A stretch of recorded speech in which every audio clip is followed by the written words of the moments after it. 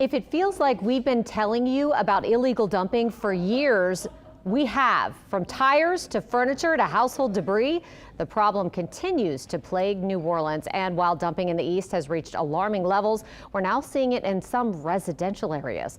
Eleanor Tabone.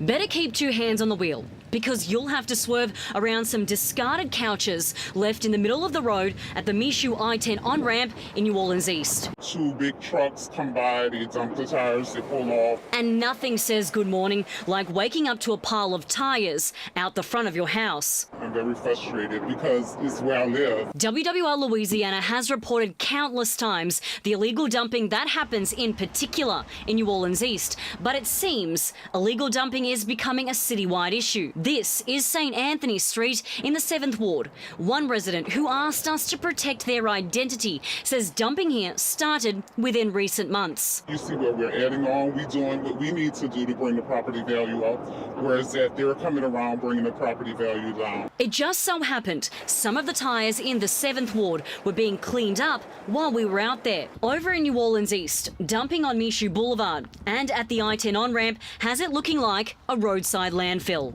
From tires to furniture to everything else in between. City Councilman Oliver Thomas says he's fed up with New Orleans as a whole being used as a dumping ground. The dumping industry has declared New Orleans as a dump site. The councilman has always been a strong advocate for a cleaner city. He says the dump tires in the 7th Ward now sit where his own family once lived. So he says seeing the current state of things feels less like neglect and more like being forgotten. If they treated us every day like we treat the folk for Super Bowl day, our city would be in a much better way. Councilman Thomas says illegal dumping impacts quality of life and discourages investment. With money pouring into the old Six Flags, he says the nearby dumping could make further businesses hesitant. He's asking why it's taking so long to make an arrest. What good does it do to have pictures of people doing illegal stuff, but nothing happens? Yeah.